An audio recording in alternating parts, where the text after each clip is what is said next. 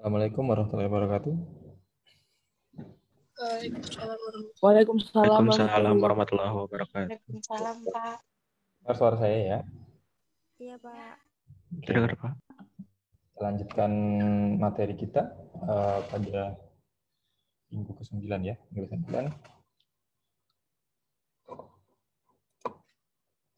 Kita sekarang bicara tentang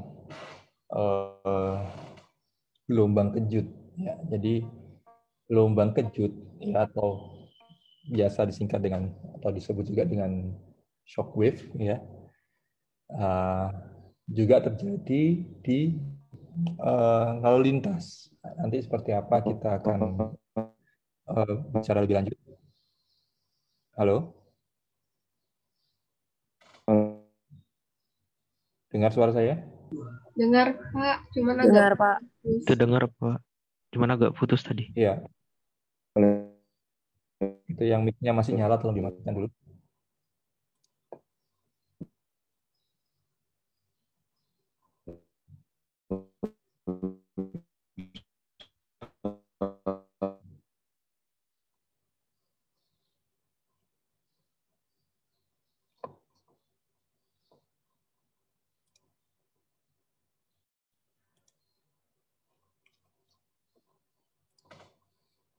Ya.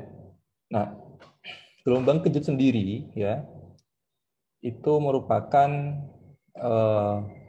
gerakan atau perjalanan sebuah perubahan arus lalu lintas. Jadi dalam arus lalu lintas pergerakan kendaraan ada perubahan. Perubahan di sini biasa saja ada yang kecepatannya berkurang sehingga menyebabkan arus yang ada di belakangnya itu terganggu. Nah, bila terdapat hambatan pada kondisi arus bebas, ya, kendaraan akan melaju dengan kecepatan tertentu. Maka akan terjadi pengurangan arus yang dapat melewati lokasi hambatan tersebut. Hambatan ini macam-macam, bisa saja hambatan itu seperti penutupan, ya, bisa juga penyempitan, bisa juga kendaraan yang bergerak. Ya, jadi hambatan ini pada shockwave, ya, kita bicara shockwave itu ada beberapa. Yang pertama yang hambatan yang ditutup beberapa saat, ya, contohnya yang ada di persimpangan bersinyal, ya, kalau misalkan ada pas lampu merah itu pasti akan berhenti. Nah, itu juga merupakan perubahan arus, ya. Atau nanti ada sistem buka tutup, ya, ditutup sekian menit, dibuka sekian menit, ditutup sekian menit. Nah, itu juga merupakan salah satu hambatan yang bisa menyebabkan gelombang kejut pada lalu lintas. Saja di sekitar kilo 10 ya, tempat rusak itu kan biasanya ada buka tutup. Nah, itu nanti yang terjadi shockwave ke belakang. Nah, kemudian akan terdapat peningkatan kepadatan pada daerah sebelum hambatan dan berdampak pada penurunan kecepatan dan meningkatnya antrian kendaraan. Jadi dampak dari shockwave ini yang pertama adalah penurunan kecepatan, yang kedua adalah antrian kendaraan. Ya. Nah, gelombang kejut sendiri menurut Tamin di 2008 ya, dapat digambarkan sebagai gerakan pada arus lalu lintas akibat adanya perubahan nilai kepadatan dan nilai dari arus lalu lintas. Oke. Nah, ini saya cuplikan video yang tentang wave. Ya, kalian bisa nanti juga mencarinya di YouTube. Ini saya ambil dari akunnya Jomiro. Nah, kalau misalkan Anda lihat di sini, nah ini terbentuk shockwave ya di sini. Mulai ada perubahan, kemudian kepadatannya bertambah dan arusnya juga berubah dan ini bergerak ke belakang. Nah, seperti ini shockwave terbentuk. Nah, kalau misalkan nanti di depan ada hambatan lagi, dia akan bergerak lagi ke belakang. Nah, seperti itu ya. Jadi pergerakannya saat kendaraan di depan itu dari keadaan berhenti bergerak, kendaraan yang ada di belakangnya itu tidak otomatis juga bisa bergerak. tapi dia harus menunggu sampai beberapa saat baru dia bisa bergerak. Kemudian contoh lain ini, nah, kalau Anda lihat di daerah sini, ya, nah ini sudah mulai terjadi peningkatan kepadatan dan penurunan kecepatan, dan itu akan bergerak ke belakang. Namun saat ini bergerak ke belakang, di sini sudah mulai pemulihan, ya, sudah mulai pemulihan. Namun di sini masih terbentuk. Nah, di sini baru terbentuk. Saat ini pemulihan, ada terjadi pembentukan lagi ke belakang. Nah, hal-hal seperti ini, ya, bentuk-bentuk seperti ini, nah itu disebut sebagai gelombang kejut pada lalu lintas. Ya, jadi kalau Anda lihat ini, jadi ini berangkat, kendaraan yang depannya berangkat, yang belakang belum bisa langsung berangkat. Ya, dia harus menunggu kendaraan yang depannya berangkat terlebih dahulu. Jadi yang ada di hilir dan ada yang di hulu itu berbeda. Meskipun yang di hilir sudah bergerak, yang di hulu belum bisa bergerak terlebih dahulu, ya, sampai dia mendapatkan space, ya, atau gap yang cukup untuk dia bergerak.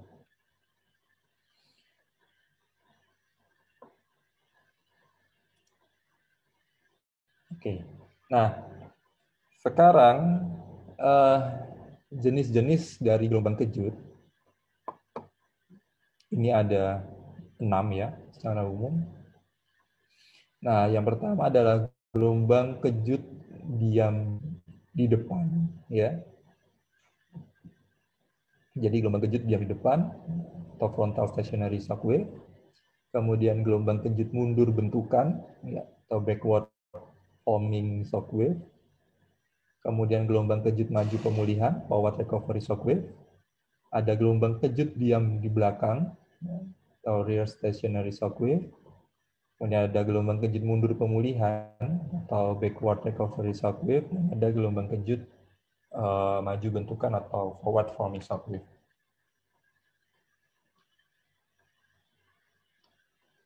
Nah, gelombang kejut diam depan atau frontal stationary shock wave, ya, itu biasanya bagian terdepan dari daerah kemacetan memiliki kepadatan lebih rendah ke arah hilir dan lebih tinggi ke arah hulu.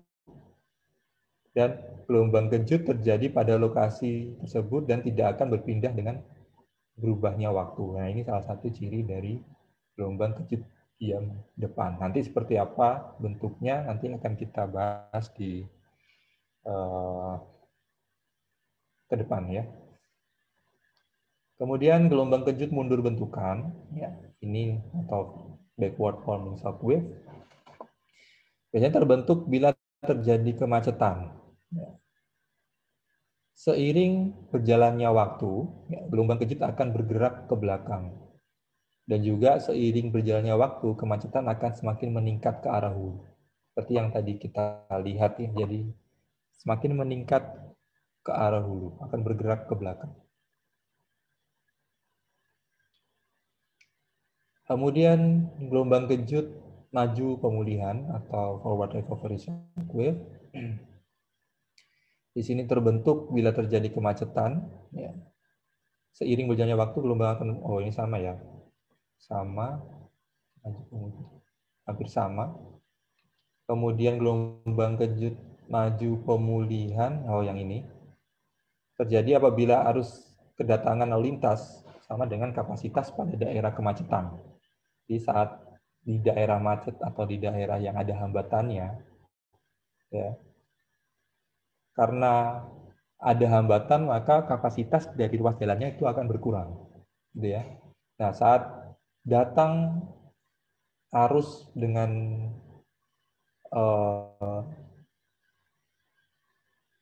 nilai sesuai dengan kapasitas yang ada pada titik yang ada di hambatan itu, maka akan terjadi gelombang kejut maju pemulihan. Nah, istilah belakang berarti bagian paling belakang dari daerah kemacetan itu yang akan terbentuk. Kemudian istilah diam berarti gelombang tidak berpindah lokasinya selama rentan waktu tertentu. Ini dari gelombang kejut maju pemulihan. Kemudian ada gelombang kejut mundur pemulihan, ya, terbentuk pada saat kemacetan terjadi dan kemudian terjadi peningkatan kapasitas jalan. Nah, jadi ini sudah mulai pulih. Ya, jadi yang awalnya bentukan, ya, awalnya bentukan kemudian pemulihan. Dengan adanya pemulihan berarti arus yang bisa ditampung itu semakin meningkat kembali. Ya, jadi kalau bentukan itu mengurangi kapasitas atau kita bicara kalau di teori aliran kemarin Kimax itu sebagai kapasitas ya. Kimax, jadi Kimaxnya saat di hambatan itu dia berkurang, ya, maka terbentuk mundur bentukan.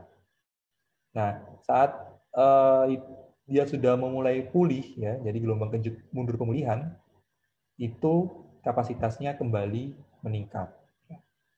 Jadi istilah mundur, berarti selama berjalannya waktu gelombang kejut bergerak ke belakang.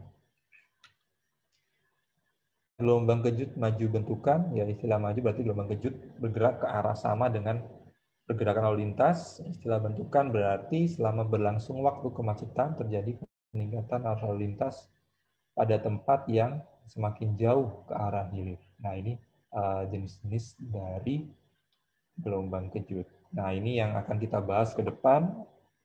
Ya, terjadinya gelombang kejut pada persimpangan, ya. Kemudian gelombang kejut pada penyempitan jalan, dan gelombang kejut pada jalan dengan hambatan yang bergerak. Hambatan bergerak ini contohnya kendaraan-kendaraan yang memiliki atau yang menggunakan kecepatan rendah. Mungkin teman-teman yang ada di Balikpapan, kalau misalkan jalan-jalan ke Kilo pada malam hari saat truk-truk muatan besar itu jalan ya, yang mengangkut alat-alat berat dengan kecepatan yang rendah, maka itu akan terbentuk kepadatan di daerah hulu, namun di daerah hilir itu kepadatannya rendah.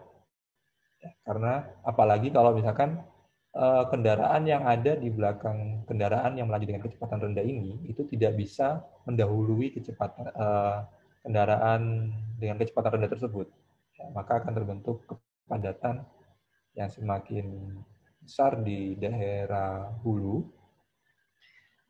Kepadatannya besar, kecepatannya akan mengikuti kecepatan dari kecepatan kendaraan berat tersebut.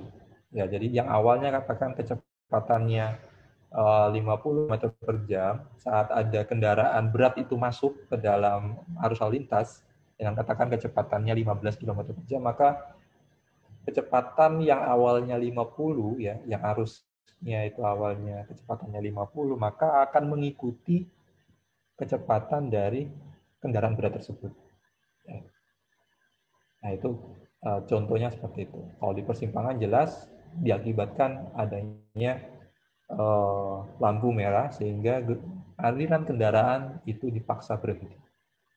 Kemudian di sini ada gelombang kejut pada penyempitan, ya saat ada jalan yang awalnya besar, ya lebar dengan kapasitas yang besar, kemudian menyempit biasanya di jembatan ya atau ada perbaikan salah satu lajur dari jalan, nah itu terjadi penyempitan sehingga terjadi gelombang kejut. Nah, kalau misalkan Anda lihat, ya biasanya kan terjadi penumpukan atau antrian ke belakang.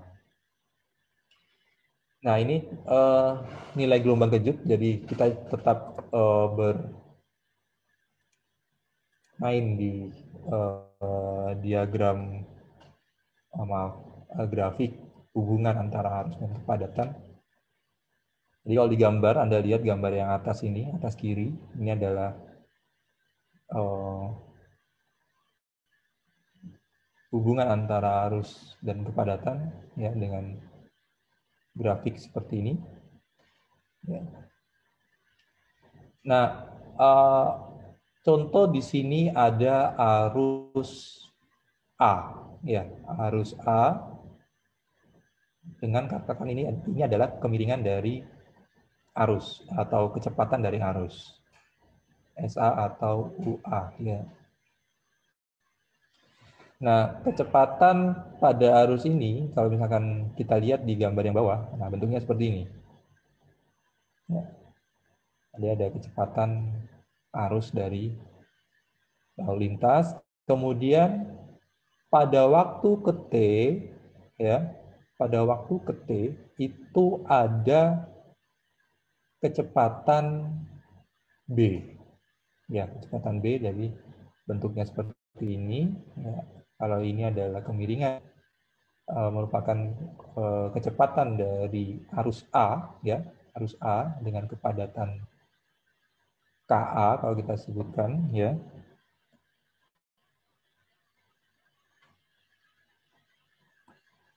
Ya, jadi di sini kalau misalnya kita tarik ke bawah,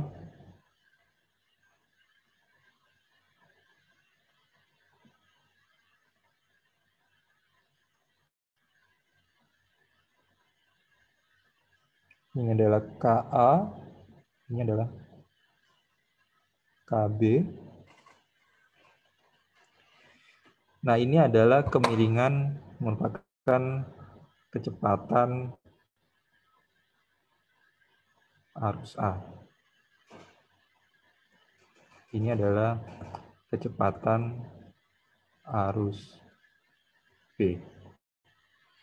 Nah, pada saat T, ya, pada saat T itu ada arus B, ya, dengan kecepatan kemiringan kecepatan seperti itu.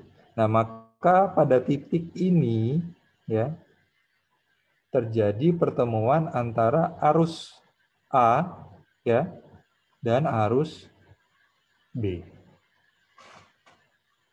Nah, karena kecepatan B ini dia lebih besar, jadi UB ini dia lebih besar daripada UA, ya, jadi UA itu lebih rendah, maka arus B itu tidak bisa mendahului arus A. Ya, sehingga dia ada garis potong seperti ini. Ya.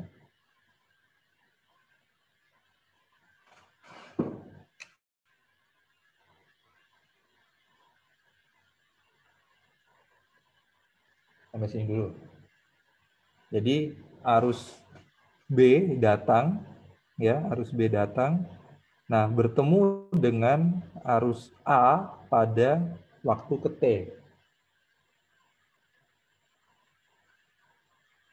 Nah, garis tebal ini merupakan kecepatan dari shock wave-nya.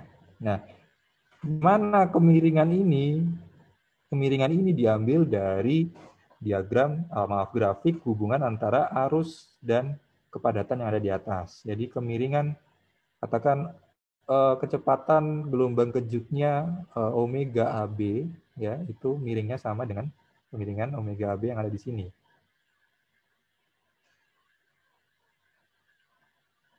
Ya. Jadi kemiringan ini omega AB yang ada di grafik hubungan antara arus dan kepadatan itu sama dengan kemiringan garis ini yang ada pada diagram jarak dan waktu.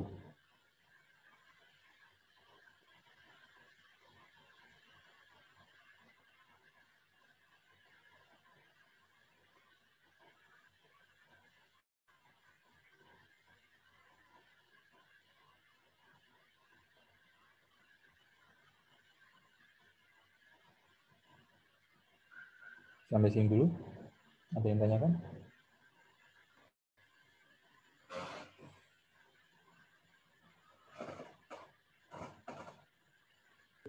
Belum ada, Pak. Jelas ya? Iya.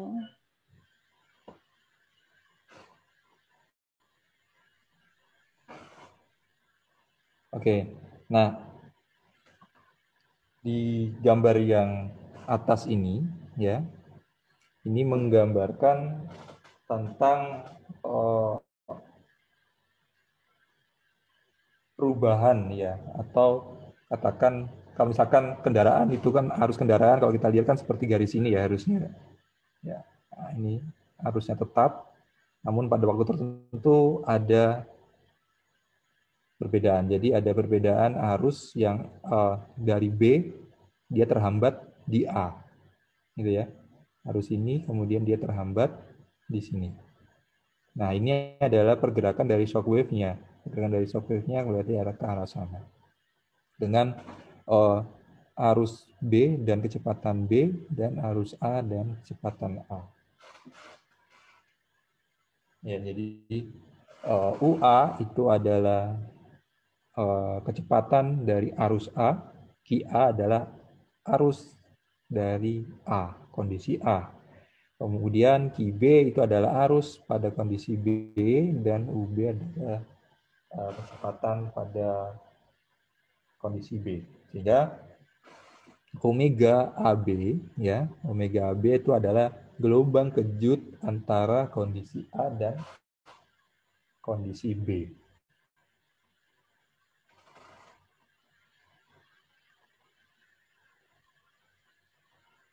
Sampai sini? Ada pertanyaan?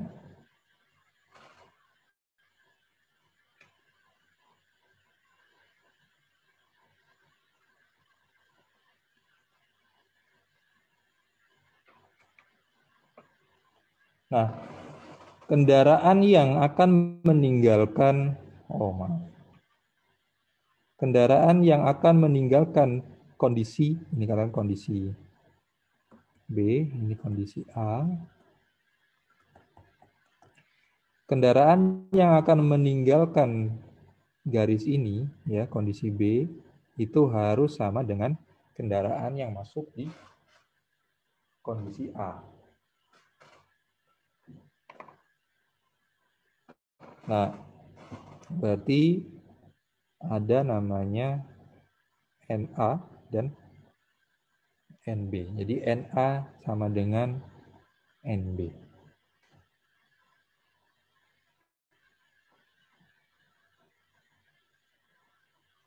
Nah, jumlah kendaraan yang maaf, balik ya.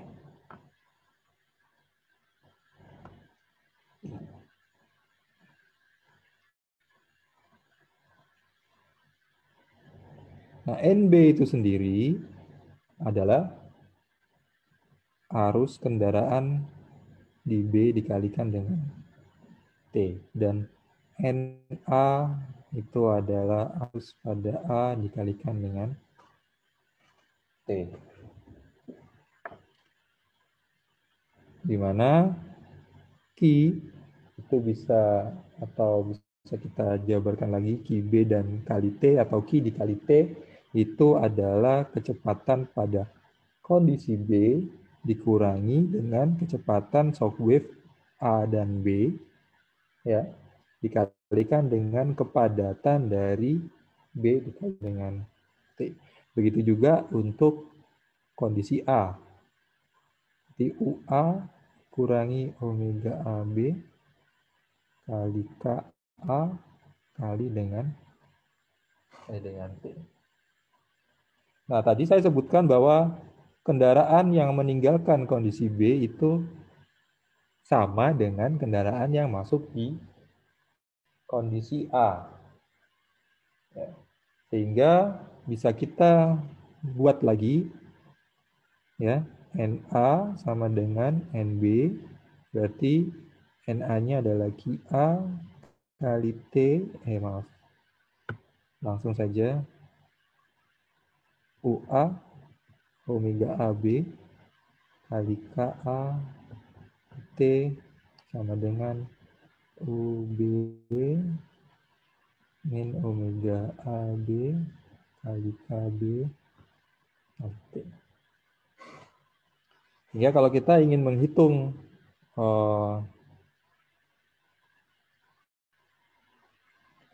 kecepatan dari shockwave-nya, ini bisa kita coret, sehingga kalau kita ingin mendapatkan omega AB-nya, jadi omega AB sama dengan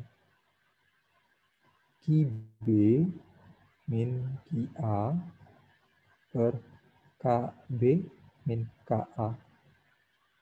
Atau di sini bisa kita hitung pula perubahan Q dibagi dengan perubahan K. Nah, ini adalah rumus dasar dari kita menghitung kecepatan dari shockwave kita.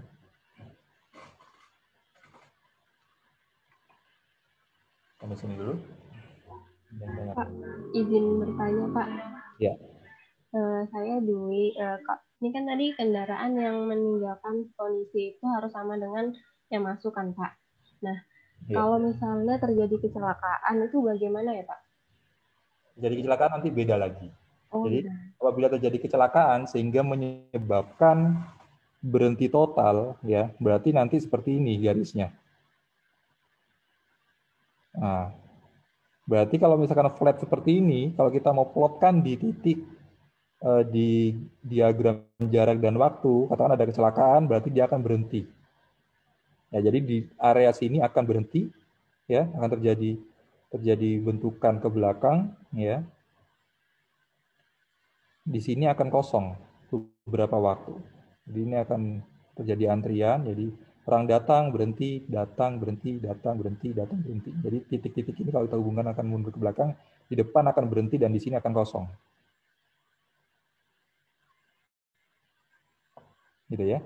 Jadi pada arus yang sama kepadatannya bisa bertambah, bisa berbeda. Makanya kita perlu grafik hubungan antara arus dan kepadatan untuk bisa menentukan nanti seperti apa shockwave yang ada. Oke, baik Pak, terima Jadi kan kasih. kalau misalkan, oke, berarti salah satu di sini akan menjadi A, menjadi 0 ya kan? Salah satu di sini akan menjadi 0. Berarti nanti nilai dari shockwave-nya itu bisa saja bernilai negatif. Nah, kalau misalkan dia bernilai negatif, berarti menandakan bahwa pergerakan shockwave itu dia akan ke belakang, ke arah hulu. Nah, seperti itu.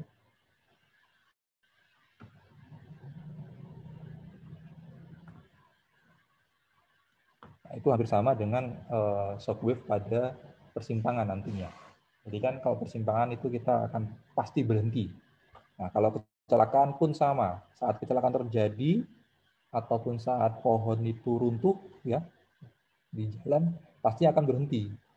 Nah, kepadatan di area hilir itu akan rendah, namun kepadatan di daerah hulu itu akan semakin bertambah. Nah, jadi tidak ada arus yang bergerak, ya berarti kepadatannya rendah. Dan di belakang ada arus masuk terus, berarti kepadatannya semakin bertambah. Nah, sama, kita akan memegang konsep ini, ya, memegang konsep ini. Jadi untuk menghitung gelombang kejut, kita bisa gunakan delta Q min delta K.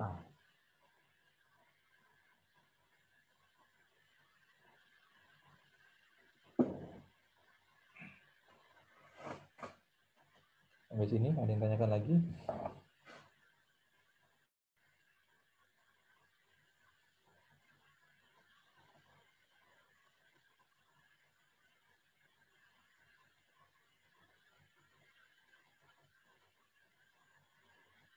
Ya, ada saya lanjutkan. Nah, gelombang kejut pada persimpangan, ya. Jadi gelombang kejut pada persimpangan ini sama seperti yang saya sebutkan tadi bahwa kita membutuhkan grafik hubungan antara arus dan kepadatan sehingga nanti di situ kita bisa plot kecepatan dari shockwave-nya. Nah, shockwave ini terjadi pada tiap lengan ya. Jadi katakan ada lengan itu berarti pendekat ya, seperti ini. Nah, setiap lengan ini saat nanti lampu merah ya akan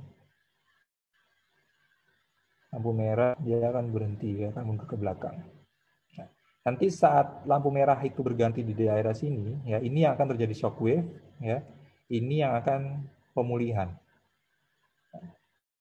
Nah, ini masih terjadi shockwave. Nah, begitu seterusnya. Jadi shockwave itu akan terjadi pada simpang itu akan terjadi pada tiap-tiap lengan ya. Jadi shockwave-nya itu tergantung dari berapa lama waktu merahnya ya, dan juga bagaimana grafik hubungan antara arus dan kepadatan di tiap-tiap lengannya. Karena bisa saja di tiap-tiap lengan itu memiliki geometrik yang berbeda.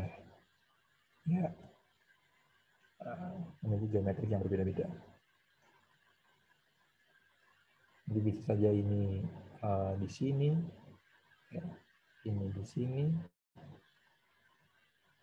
dan ini di dekat sini, dan ini di. Jadi tiap-tiap lengan dia memiliki shockwave berbeda-beda dari hasil grafik arus dan kepadatan tiap-tiap lengan. Dan ini akan terus berulang ya, berulang sesuai dengan siklus dari waktu, siklus pada di simpangnya berapa. Jadi karena di simpang itu bisa saja kapasitasnya sama, namun waktu merahnya berbeda. Ya, karena apa? Karena arusnya nanti bisa saja berbeda. Nah, penentuan waktu merah dan waktu hijau ini berdasarkan arus kendaraan yang lewat di tiap-tiap lengan. Jadi tiap-tiap lengan bisa saja sama, bisa saja berbeda waktunya. Maka tadi saya katakan di tiap-tiap lengan akan terjadi shockwave dengan karakteristik yang bisa saja berbeda-beda satu sama yang lain.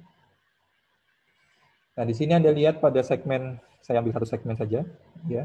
Biasanya kalau shockwave itu dia di persimpangan khususnya, itu dia akan terjadi di tiap lajur ya. Di tiap lajur itu bisa terjadi. Nah, contoh kalau misalkan saya gambarkan ininya,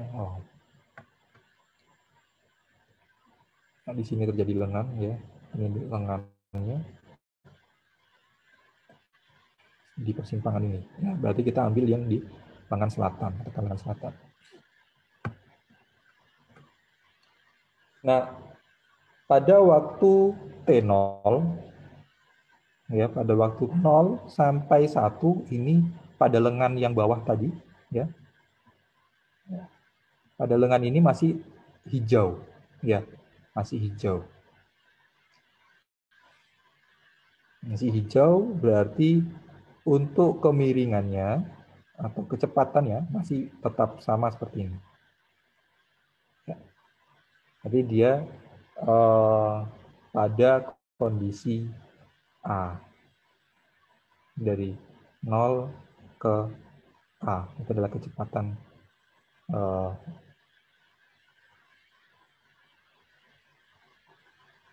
kecepatan arus pada kondisi A. Nah, saat T1 ya, saat T1 terjadi perubahan lampu dari hijau ke merah. Ya. Nah, kondisi saat menjadi merah, ya, saat kondisi menjadi merah, maka di situ arusnya menjadi 0, ya, tidak ada aliran, berhenti. Nah, saat tidak ada aliran, namun dari sisi kepadatannya, ya, karena dia berhenti, berarti kepadatannya adalah kepadatan saat jenuh, ya, kepadatan saat jam, ya. Nah, berarti dia masuk ke kondisi B. Ya, berarti bentuknya seperti ini. Nah, jadi orang-orang yang datang di sini, kemudian dia akan berhenti. Jadi tidak ada pergerakan maju, berhenti selang waktu tertentu. Jadi apalagi yang di depan, ini berarti dia akan berhenti. Sampai sini dulu.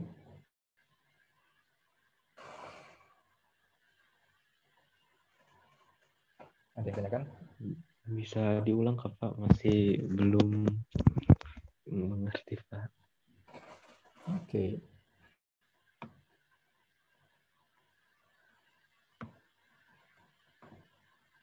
Saya ulang dari awal ya. Saat dari titik 0 ya menuju T1 itu waktunya masih hijau. Ya. Waktu masih hijau berarti kemiringannya dia seperti ini. Ya, masuk di kondisi A.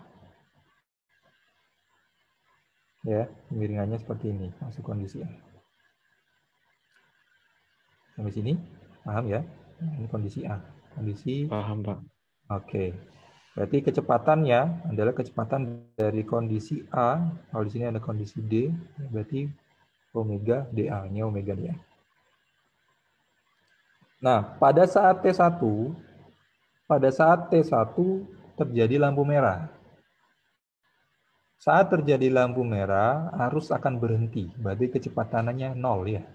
Kecepatannya 0, namun dari sisi kepadatan, ya, dari sisi kepadatan itu dia mencapai kondisi jenuh. Ya, atau kepadatan kondisi jam atau macet di kondisi atau di titik B. Berarti akan terjadi gelombang kejut omega AB mundur ke belakang. Ini kita tarik dulu mundur ke belakang. Ya. Jadi saat lampu merah itu kepadatannya tinggi, namun arusnya itu 0. Ya, kan ada seperti ini ya. Ini adalah kepadatan, ini adalah arus. Arusnya 0, kepadatannya tinggi. Ya, arusnya menurun ya, jadi 0, kepadatannya tinggi.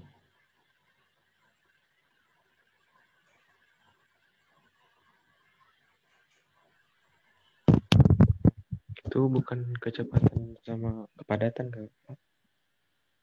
Iya, kepadatan K toh? Oh, iya. Kecepatan U kan? Ya, yang berarti iya Pak, berarti kecepatannya berkurang. Nah,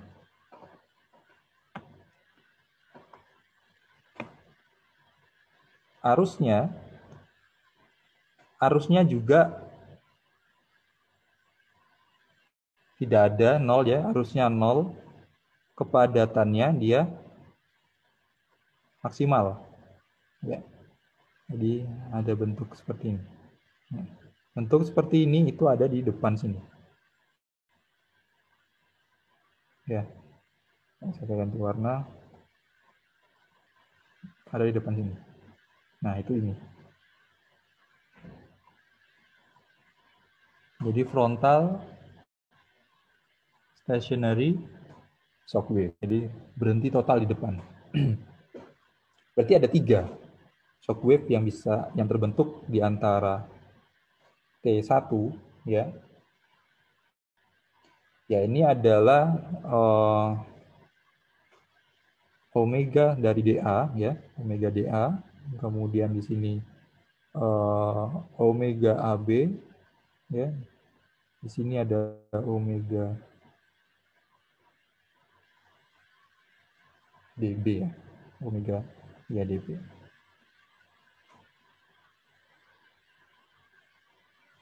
Nah, omega AB berarti di sini rumusnya adalah QB min QA sama dengan per KB min K. Kemudian selanjutnya adalah omega DA.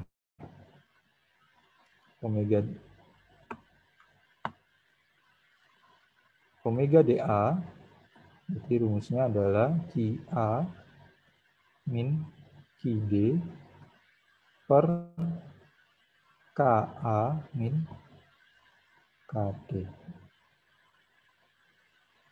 Dan selanjutnya omega kecepatan shockwave dari apa? DA sudah, AB sudah, DA sudah, AB DA sudah, DB ya, DB. DB. Berarti QB min QD per KB min KD.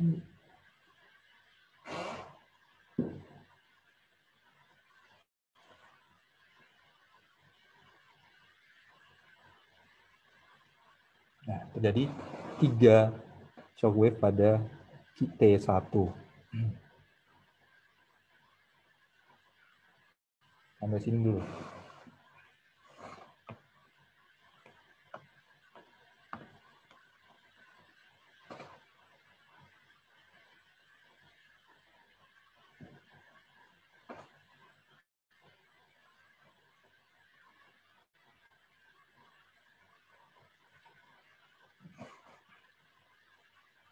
Oke, selanjutnya kalau sudah ya ke sini. Jadi ini adalah sate 1. Sekarang sate 2 ya. Sate 2 lampu merah dia akan berubah menjadi hijau ya pada T2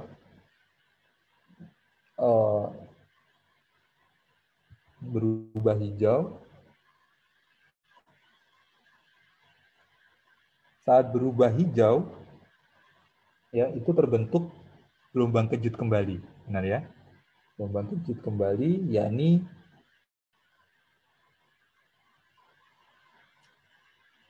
yang awalnya dari 0 ya, yang awalnya dari Q sama dengan 0 di sini, di titik akhir di sini ya, dia akan meningkat ya.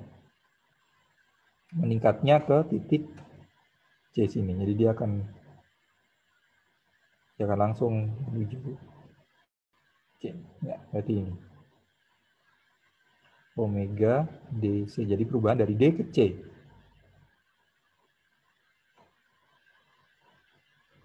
Nah, berarti ada omega DC.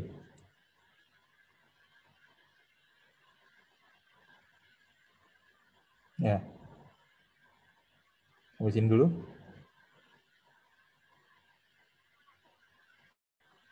Paham ya?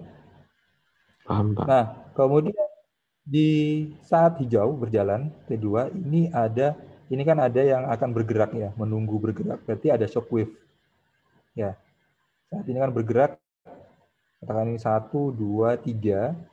1 bergerak, 2 tidak langsung bergerak, tapi dia menunggu jeda waktu tertentu. Ya. Ada delta T-nya di sini. Ada delta T di sini.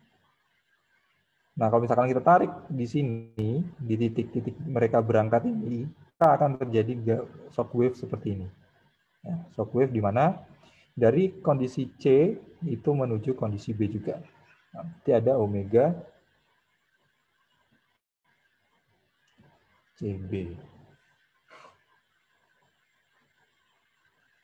Ya, berarti omega DC sama dengan QC min QD per KC min KD. Sedangkan omega dari CB itu adalah QB min QC per KB min QC.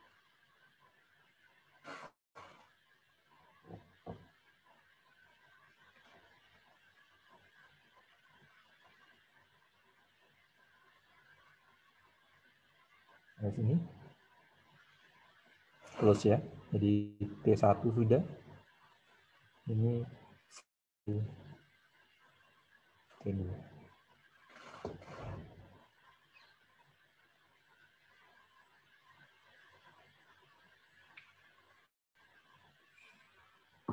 Nah, yang tanyakan silakan.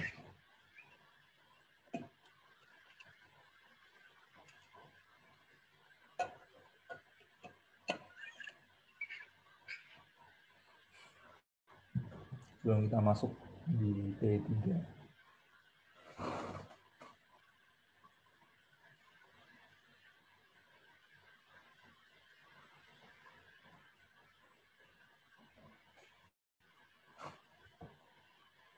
Tidak ada, saya lanjutkan.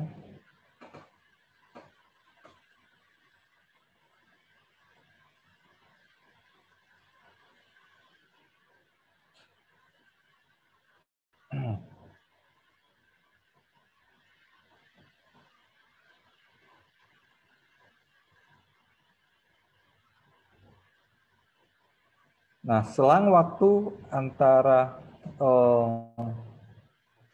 T1 dan T2 ini kan adalah waktu merah ya. Waktu merah akan kita notasikan dengan nilai R ya.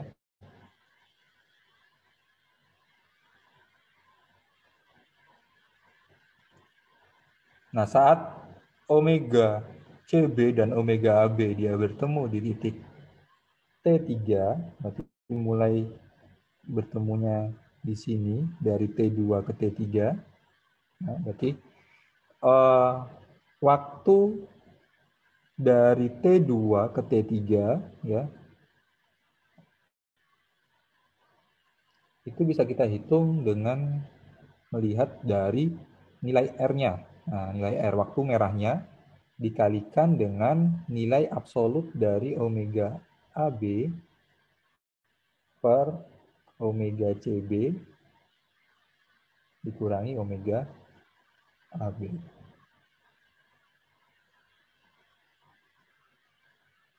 Nah, dari situ kita bisa hitung. Nah, kalau misalkan kita tarik jarak dari sini ke belakang, ya, maka titik ini, ya, itu adalah nilai dari panjang antrian.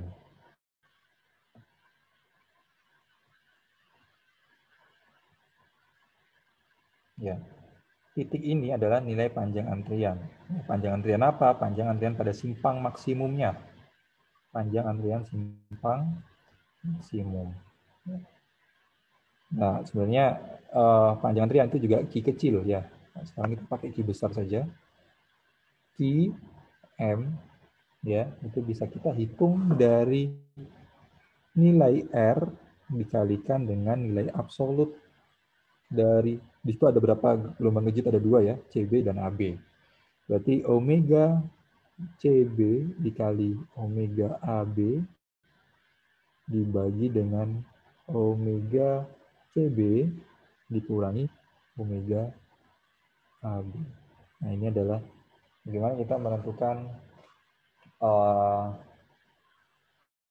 panjang antrian ya di titik T3. Jadi di titik T3 itu akan terbentuk panjang antrian maksimum.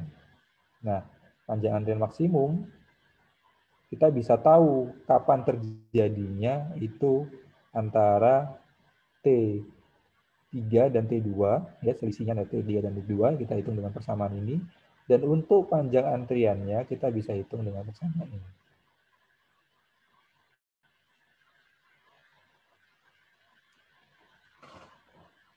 Nah, saat T3 ya, saat T3 ini akan terjadi gelombang kejut. Ya, gelombang kejut dari dia akan bergerak ya seperti ini ya. Nah,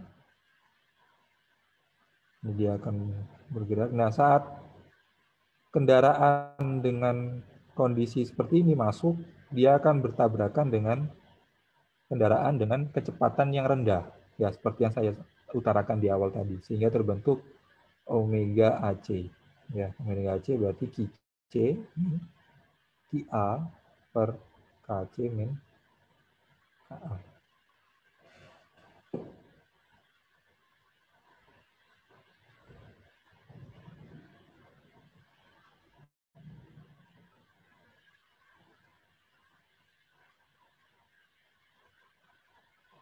Sampai sini dulu. Mohon maaf Pak, bisa diulangin omega AC tadi Pak? Ya. Saat T3 ya, saat T3 itu kan selesai antrian, jadi dia mulai pemulihan. Ya, mulai pemulihan A ke C ya. Yang awalnya di sini dia akan pemulihan ke C. Ya, dia akan pemulihan ke C dengan kecepatan seperti ini ya. Kalau di sini nanti ada kecepatan. Nah, kendaraan yang datang dia akan terbentur di sini ya. Ini ada kendaraan yang datang, dia akan terbentur di arus di sini. Jadi kondisi di sini kondisi A, ya, di sini kondisi C. Berarti antara omega A dan C, ya. Jadi yang kecepatannya di sini, kecepatannya tinggi, ya, bertemu dengan kecepatannya di sini adalah DC, ya, DC bertemu dengan DC. Jadi di titik C, berarti A akan menuju titik C, ya. Ya, jadi kendaraannya datang, dia akan bertemu dengan pemulihannya. Nah, pemulihan ini kan kecepatannya rendah, jadi dia akan terbentur di sini, terbentur sampai T4, ya. Jadi T4 itu akan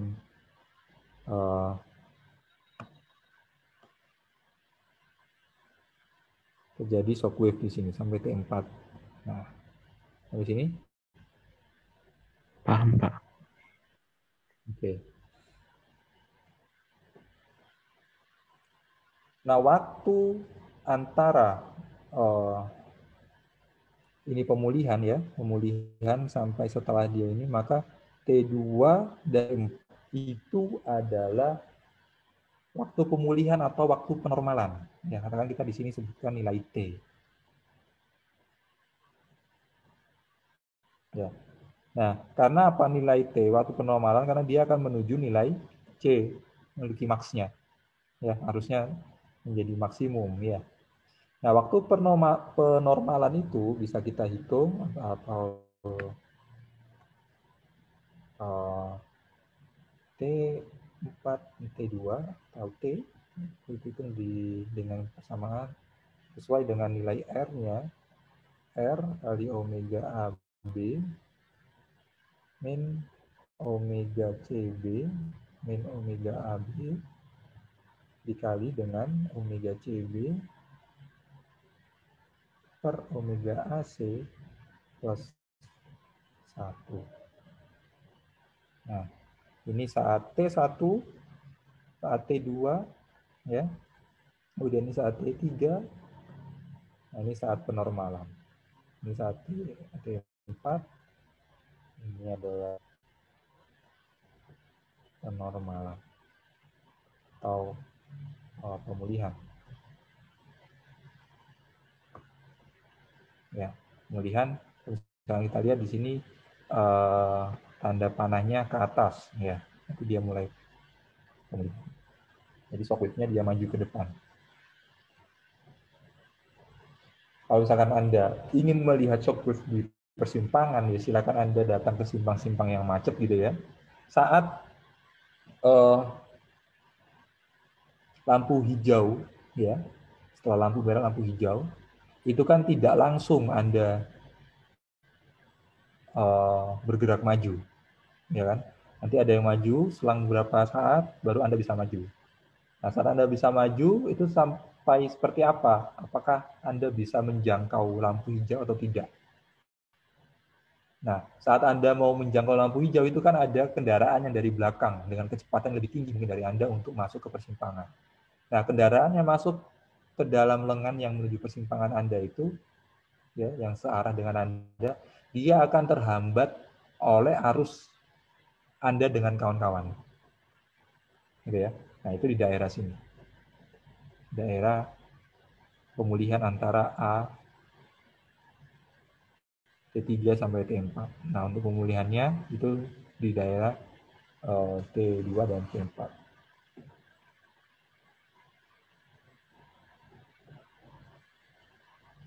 Nah, apabila garis ini nantinya saat pemulihan, ya, itu ada pada siklus kedua, ya, katakan ada lampu merah, kemudian hijau, kemudian merah lagi, ya.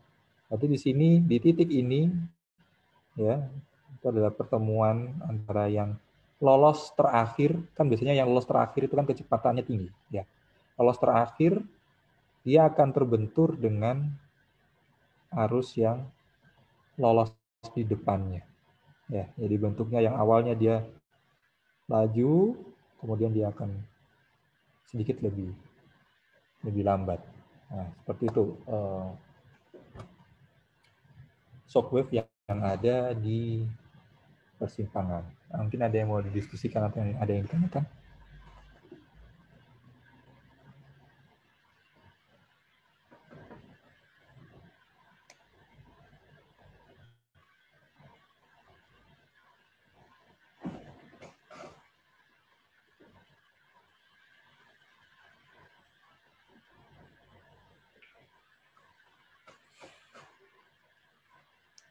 Ada melanjutkan. Nah, sekarang saya punya contoh soal. Ya. Di sini ada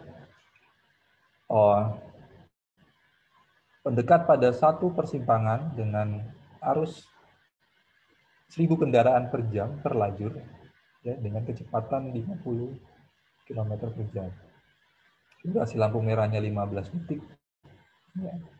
Jika arus jenuh atau aliran jenuhnya 2000 kendaraan per jam per lajurnya dengan kepadatan 75 kendaraan per lajur dan kepadatan jenuhnya itu 150 kendaraan per kilometer. Maaf, ini kendaraan per kilometer ya.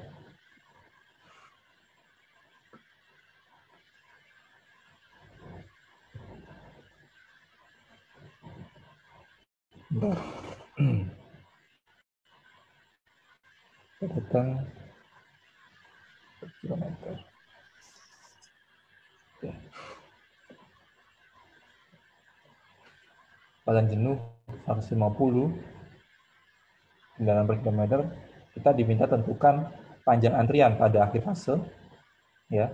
Kemudian kecepatan gelombang kejut mundur pemulihannya, dan panjang antrian maksimum. Nah, sekarang kita dulu panjang antrian pada akhir fase. Berarti di sini kita perlu tahu omega AB, ya. Omega AB. Ini perlu kita tahu. Omega AB dapatkan dari di sini kepadatannya, arusnya 1000 kendaraan per jam per lajur, sehingga kita bisa hitung kepadatannya 1000 dibagi 50, kecepatannya kita dapat 10 kendaraan per kilometer ya. Kemudian untuk QB-nya sendiri, ya itu dia 0. QB-nya sendiri dia 0. Ya, kalau AB kan seperti ini ya. Q pada B itu dia pasti 0. Ya, di A ada nilainya, di B ada 0. Tapi dari sisi kepadatannya dia lebih tinggi daripada A. Nah, nanti kita hitung. Nah, dari situ omega AB berarti B sama dengan 0 dikurangi 1000 dibagi 150 kepadatan pada titik B dikurangi 20. Sehingga kita dapatkan kecepatan shock wave-nya itu adalah minus 7,69 km per jam, atau kalau kita jadikan diameter per detik sekitar minus 2,14 meter per detik. Sehingga panjang antriannya kalau fase merahnya itu 15 detik, sehingga dikalikan dengan omega AB-nya kita dapatkan sekitar 32,1 meter panjang antrian pada akhir fase merah. Kemudian kecepatan gelombang kejut mundur pemulihan. Ya, mundur pemulihan berarti omega CB. Ya, mundur pemulihan. Jadi mundur pemulihan. Nah, mundur pemulihan itu di sini. Kalau di sini dia maju, wave-nya dia bergerak maju. Jadi kalau misalkan ke arah bawah berarti di sini yang bentukan, di sini yang pemulihan. Ya, soalnya di sini dia akan mulai bergerak. Ya, kalau di sini dia mulai berhenti, di sini dia mulai bergerak.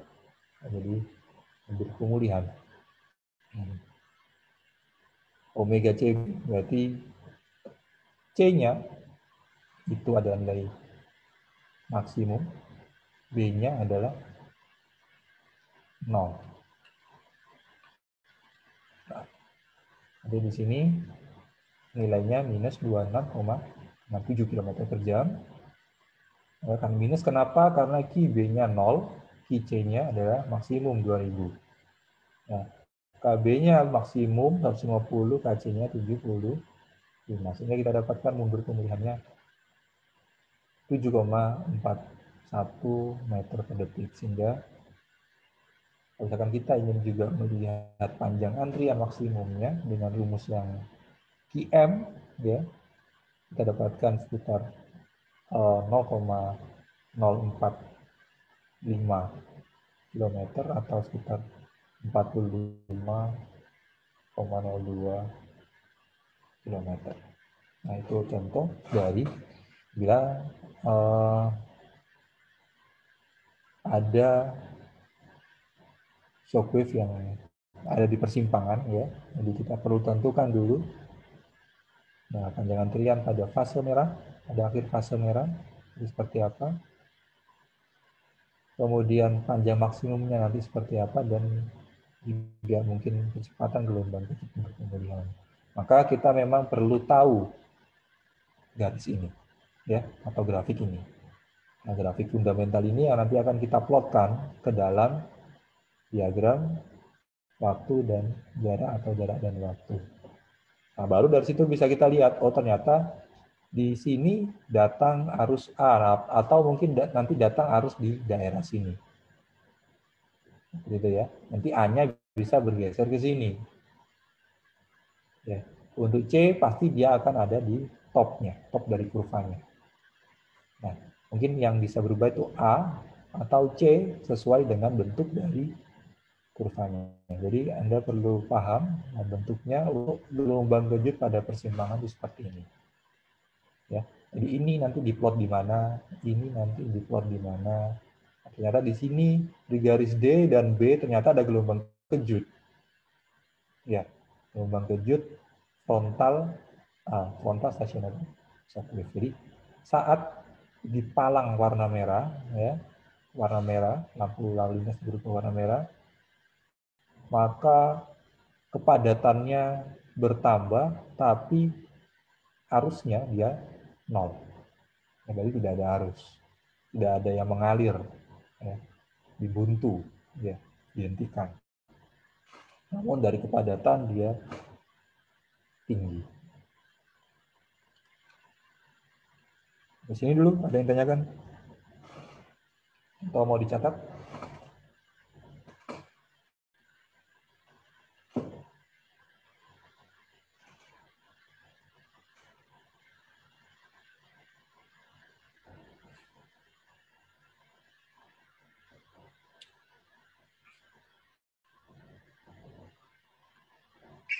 Sudah, Pak?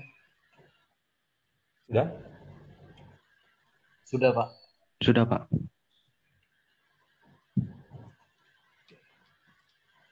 Nah, sekarang gelombang kejut pada penyempitan, ya.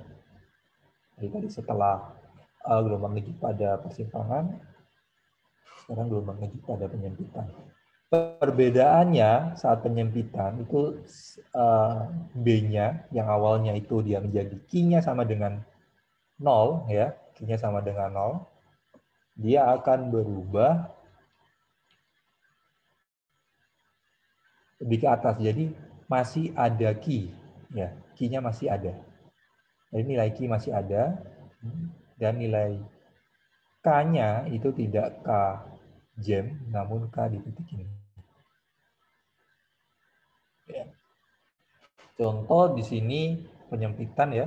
Jadi ada penyempitan, ada penutupan, katakan penutupan satu lajur selama sekian. Katakan ada dua lajur, satu lajurnya ditutup, karena tadi ada kecelakaan atau ada perbaikan, namun ada satu lajur yang tetap dibuka. Nah, jadi masih dimungkinkan kendaraan itu dia melewati segmen tersebut. Ya. Nah, perbedaannya di sini hampir sama, ya. Kalau di sini area penutupannya, ini area penutupannya. Nah,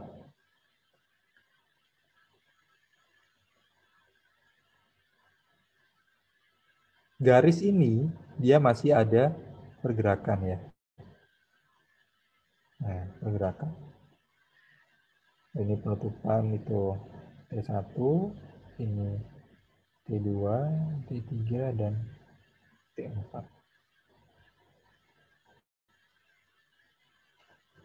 Jadi hampir sama dengan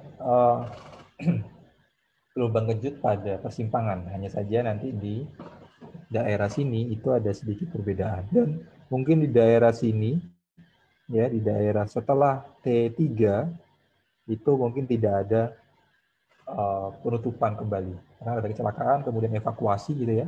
Evakuasi memakan satu lajur, jadi arusnya dialihkan ke lajur yang lain. Jadi tertumpuk arus kendaraan di satu lajur, atau terjadi shockwave. Kemudian saat beberapa lama evakuasi selesai, ya, maka akan digunakan kembali sehingga arusnya menjadi normal. Nah, mungkin hampir sama ya. Saya mungkin tidak menjelaskan lebih detail. Jadi yang pertama tetap pada 0 sampai T1 ini arusnya normal. Kemudian saat terjadi penutupan terjadi di sini ada di T1 ada dua gelombang kejut, yakni omega AB dan omega DB. Ya, jadi omega AB yang awalnya di sini ya di titik A, awalnya arus di titik A, kemudian saat terjadi penutupan satu lajur, maka arus ini dia tidak langsung frontal stationary ya, namun dia masih bisa mengalir. Jadi tetap ada aliran.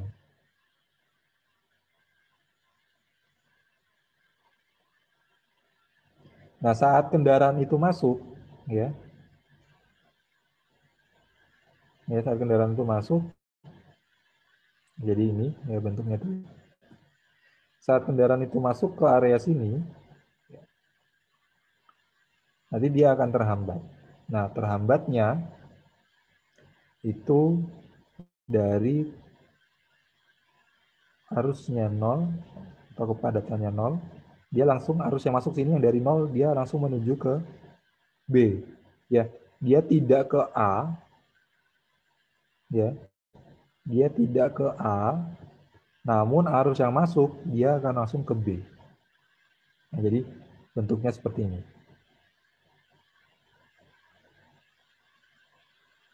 Ini ya. Sampai sini dulu.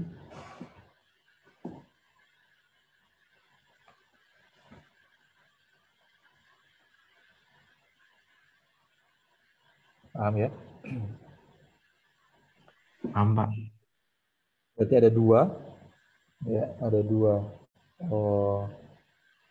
shockwave terjadi di situ, omega AB dan omega DB, di mana omega AB lagi B lagi A sama per KB min K. Kalau omega DB berarti QB min QD per KB min KD.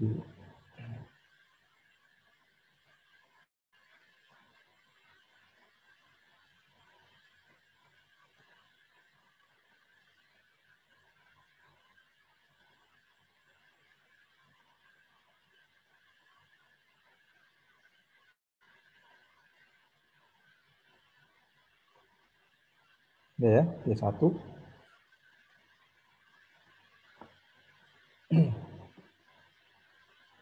Kemudian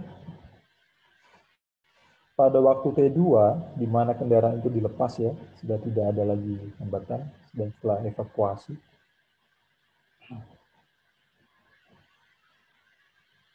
maka terjadi bentukan shockwave baru, yakni shockwave DC, ya, Shockwave DC di mana saat dia lepas sama dengan persimpangan tadi, dia langsung menuju Kimax-nya, ya. Dan di daerah sini itu ada mulai ada bentukan, ya, ada bentukan kembali. Nah, yang nanti di sini saat dia jalan dia tetap nanti ada omega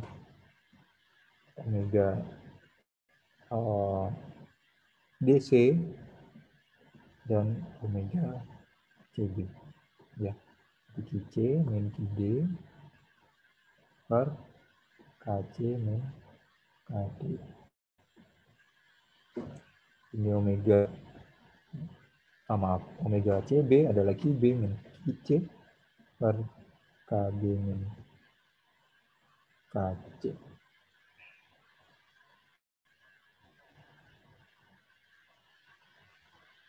Ya, T1 dan T2, maka sama di sini ada akhir T2 dan T3,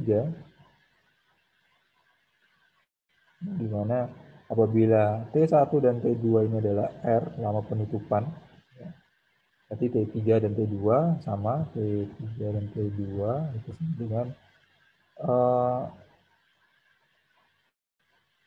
sama R, ya, R kali omega AB dibagi dengan omega CB min omega AB. Jadi R itu adalah lama penutupan atau lama evakuasi sampai kondisi di mana semua ruas atau semua lajur itu dibuka.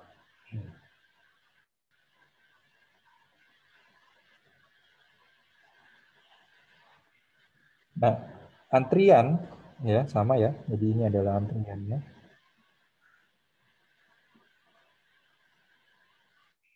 Antrian itu berakhir di T3 ya.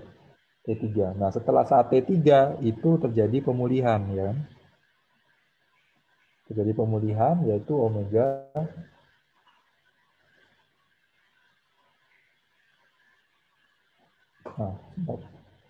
omega di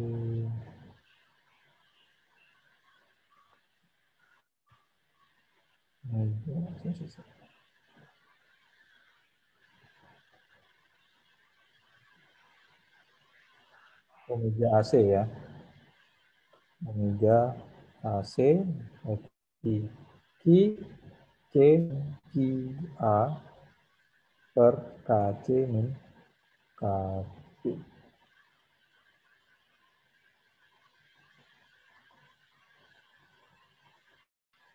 Nah, namun di sini ya ada pergerakan dari arus yang memiliki kecepatan normal ya dengan omega DA, sehingga terjadi juga di situ adalah kondisi di mana omega DA.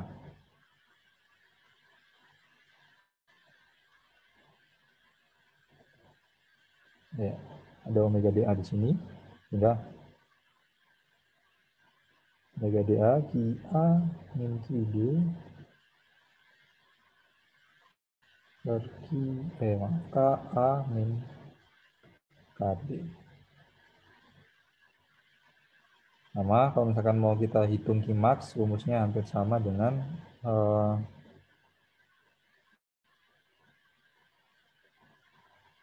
saat di antrian kendaraan di persimpangan, ya, R dikalikan dengan omega CB, omega AC, omega CB minus omega AC.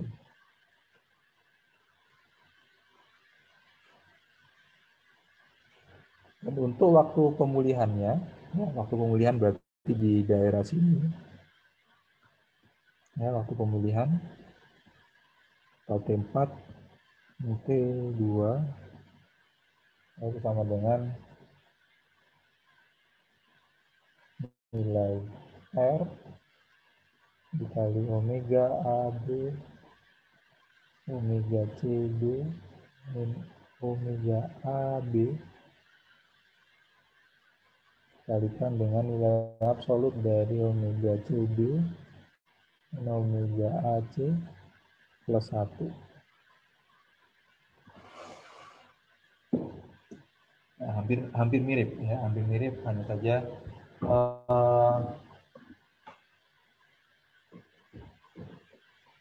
titik B ini dia bergeser. Ya, titik B ini dia bergeser ke atas ya, sesuai dengan di mana nanti dia letaknya ya. Juga kita bisa hitung seperti apa nanti waktu kemudian dan juga panjang antrian yang terjadi akibat penutupan. Nah, ini kalau misalkan persimpangan, B-nya ini akan dia masuk di sini. Jadi Q-nya tidak ada nilainya, 0 nilainya. Namun nilai K-nya dia besar. Dan perbedaannya, apabila penyempitan ya, itu biasanya dia terjadi hanya sesaat. Ya, terjadi hanya sesaat. Nanti kalau misalkan dia panjang, ya, panjang antriannya, nanti pemulihannya kapan? Pemulihannya saat ini dia bergeser ke bawah. Ya, saat ini bergeser ke bawah, maka itu akan terjadi pemulihan. Contoh ya kayak perbaikan jalan yang tidak bisa memakan waktu 1 atau 2 jam atau mungkin di sini 15 menit atau 5 menit atau 15 detik ya. Nah, ini nanti akan berkurangnya kapan? Berkurangnya saat nilai A ini dia akan turun. Ya, nilai A-nya turun, kepadatannya rendah, maka ini nanti dia akan semakin masuk ke belakang sampai di sini nanti meskipun ditutup satu lajur, ya, lajur satunya masih bisa mengakomodasi dari arus yang ada. Nah, namun saat apabila kendaraan itu mulai meningkat lagi saat jam kerja gitu ya, jam berangkat kerja atau jam pulang kerja, maka Q ini nanti dia akan naik ke sini. Nah, baru nanti ini akan terbentuk shockwave seperti ini yang maju ke belakang dan bisa saja bertambahnya nilai A ya.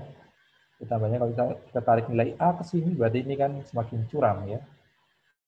Semakin curam dan di sini dia akan semakin ke bawah. Semakin ke bawah dengan ininya seperti ini, maka titik temunya mungkin ada di sini. Jadi panjang antriannya bisa bertambah. Nah, seperti itu untuk gelombang debit pada penyempitan. Mungkin ini kita contoh soal, ya. Contoh soal kita diminta untuk menghitung gelombang kejutnya. Di sini ada kondisi A, B, dan C, ya. Kondisi A, B, dan C, di mana A-nya itu 3000, ya. Kondisi A ini 3000. Kemudian kondisi B 2300, I-nya ya, I-nya 2300, namun K-nya, KA lebih kecil daripada KB. KA lebih kecil daripada KB. Dan QC, mana arusnya maksimum atau kapasitas, dan KC-nya 158 kendaraan, maaf ini bukan kendaraan per jam ya, namun kendaraan per kilometer.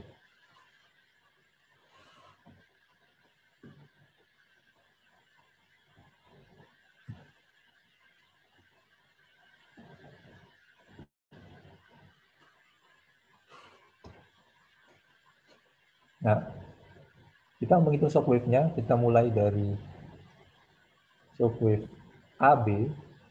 Nah, tinggal kita hitung dapat ini, ya.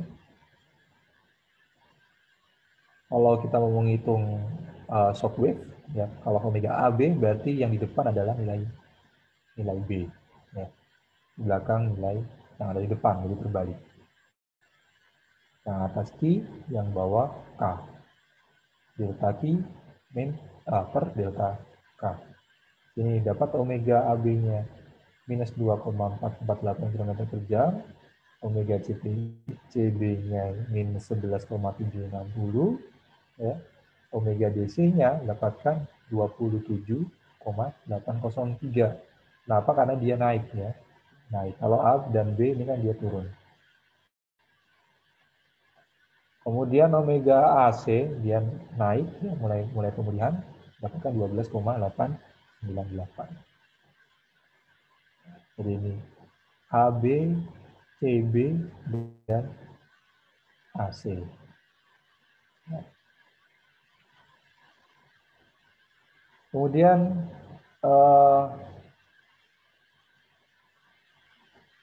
kita menghitung rentan waktu antara T3 dan T2, ya. T3 dan T2 berarti di sini adalah jarak waktu antara saat pembukaan dan sampai akhir dari antrian, ya. Ini mulai mengurai. Jadi membutuhkan waktu di sini sekitar 1,3 menit. Nah, dari 5 menit, ya, berarti menit ke 6,31 baru antrian yang ada di belakangnya mulai bergerak. Kemudian untuk kita melihat panjang antrian, ya tinggal kita hitung dengan persamaan R per 60. Nah, sini menit kita jadikan jam, ya, karena omega ini kan kecepatan kilometer per jam. Kita sesuaikan satuannya, mendapatkan panjang maksimumnya itu 0,257 km atau sekitar 257 km, ya. Kemudian untuk waktu antara T4 dan T2, waktu pemulihannya, ya, pemulihan dari T2 saat akhir pembukaan sampai arus menjadi normal setelah segmen tersebut, maka membutuhkan waktu sekitar 2,551. Ya, dari T2 dari akhir sampai dia pulih, yaitu membutuhkan waktu sekitar 2,51. Ya, mungkin seperti itu untuk shockwave pada area penyempitan. Sampai sini dulu, ada yang tanyakan?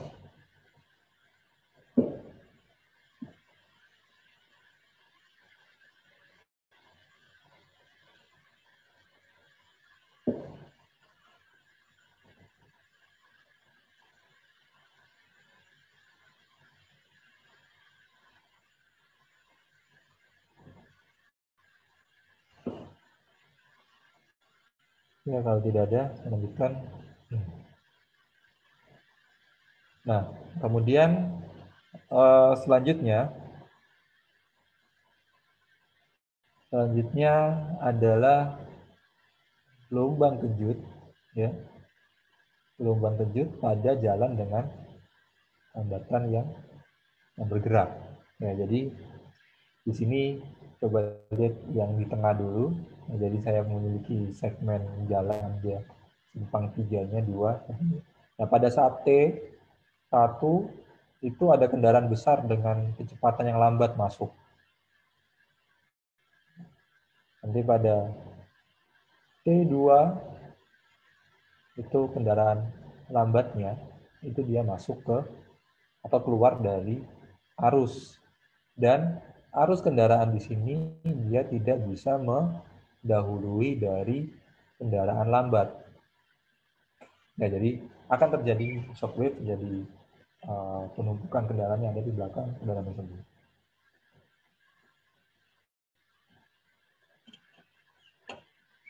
Nah, saat penutupan yang sudah kita bahas itu nilai B ada di sini, ya. Nilai B di sini. Namun pada gelombang kejut saat ada hambatan yang bergerak itu nilai B biasanya ada di atas nilai A, ya. Kalau nilai A ini dia sama dengan nilai B, berarti dia sifatnya frontal stationary, ya. Nah, jadi bentuknya seperti ini. Kemudian ada kondisi T1, sebelum T1 dari 0 sampai T1 itu adalah ada kecepatan omega dA. Kemudian saat kendaraan masuk, kendaraan masuk, ya maka akan terjadi penurunan. Dia ada omega dB di sini. Nah, omega dB. Kemudian saat ini berjalan terjadi perubahan antara dari kondisi A, arus pada normal pada umumnya, arusnya akan meningkat di B. Ya, tapi arus ini tetap bergerak. Arusnya tetap bergerak, maka bentuknya karena dia menuju ke atas, jadi di sini dia juga menuju ke atas. Pada saat T2, di mana kendaraan itu sudah mulai bergerak, kendaraan berat itu atau kendaraan lambat itu dia masuk atau keluar dari masuk persimpangan keluar dari arus, maka akan terbentuk nilai AC. Omega AC. Nah, ini omega AC. Ini bukan omega AC ya, omega CB ya ini.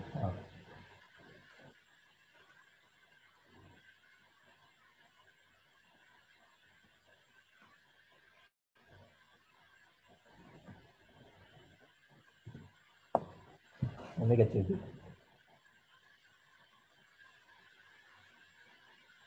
Nah, terbentuk omega CB, ya. Nah, di sini dari B ke C itu ada nilai, pertama ada nilai dB di sini. Kemudian ada nilai dari omega DC, ya, omega DC. Yang awalnya dari arus yang ada di depan ini 0, ya. Kemudian langsung berubah ada arusnya. Ya. Di sini omega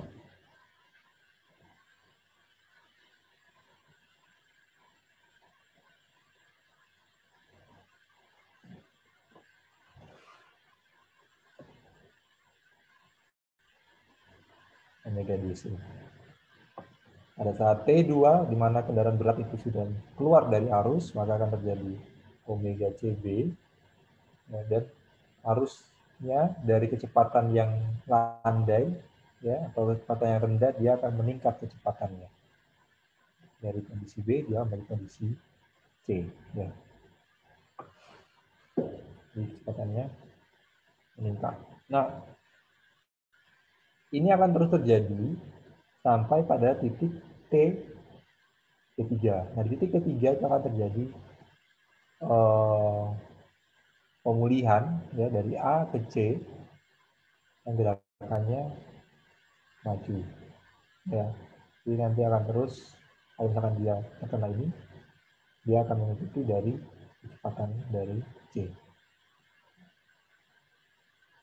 Ya, seperti itu ya. Jadi dia ada sama ya rumusnya, omega CB itu delta Q per delta K, ini juga delta Q per delta K, nanti tinggal omega DC berarti QC min QD per KC min KD.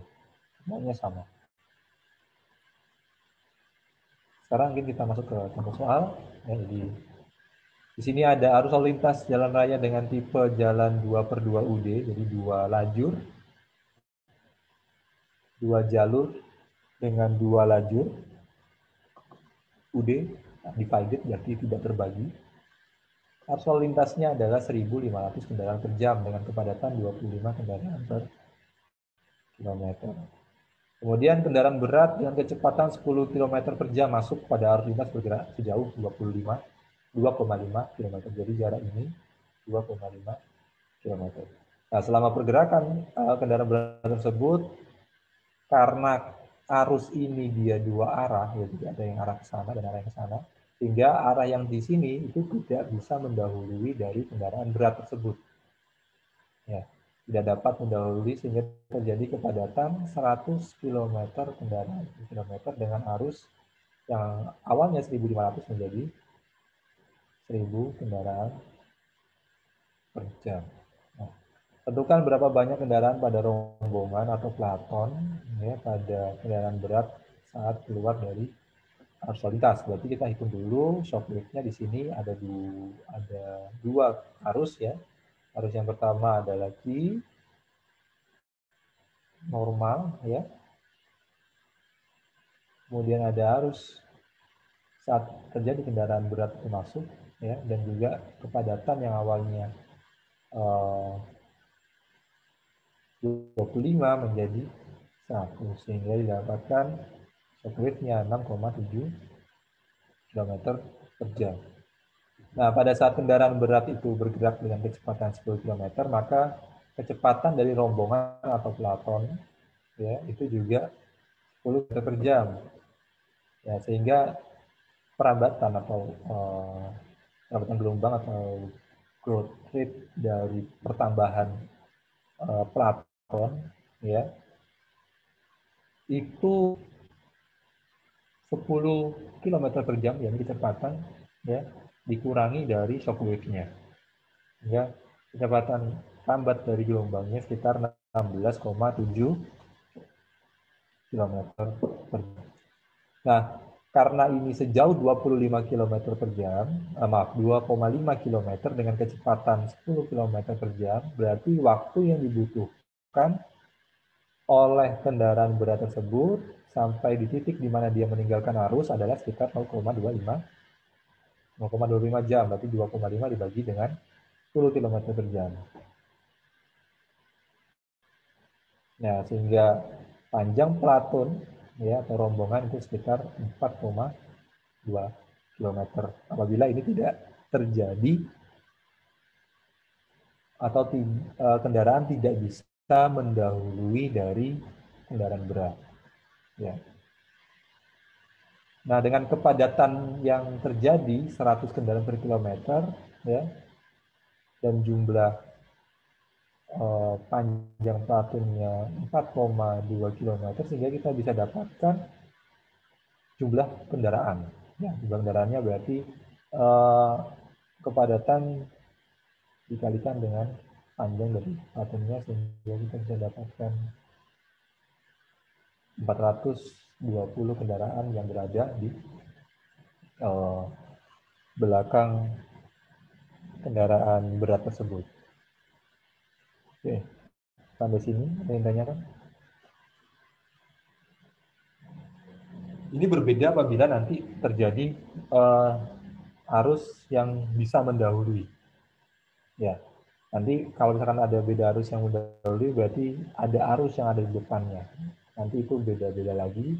Namun di sini yang saya tekankan di 3 kondisi tersebut. Ya, kondisi di mana shockwave di persimpangan, shockwave di penyempitan, dan shockwave apabila ada hambatan yang bergerak. Ya, biasanya kalau misalkan yang di daerah penyempitan itu biasanya kita sebut dengan kondisi leher botol atau bottleneck condition, di mana terjadi penyempitan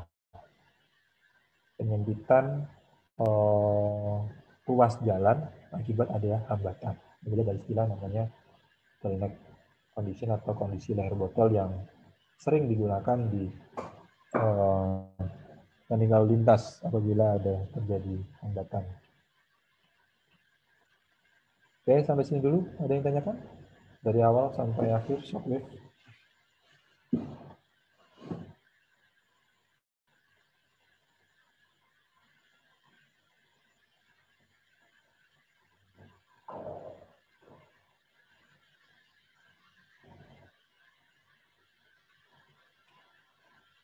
Ya, nanti materi ini saya akan share di web.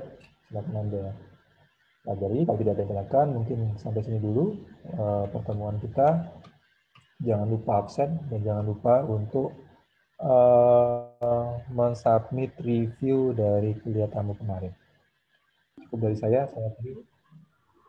Pak, Ya, saya boleh tanya ini Pak mengenai recording ini kami boleh meminta nggak Pak? recordingnya di YouTube saja ya. Oh di YouTube, oh baik Pak. Kalau boleh tahu nama YouTube-nya apa ya Pak? Nama saya. Oh baik Pak, terima kasih Pak. Kalau tidak ada lagi yang ditanyakan, saya akhiri. Assalamualaikum warahmatullahi wabarakatuh. Waalaikumsalam. Waalaikumsalam warahmatullahi wabarakatuh.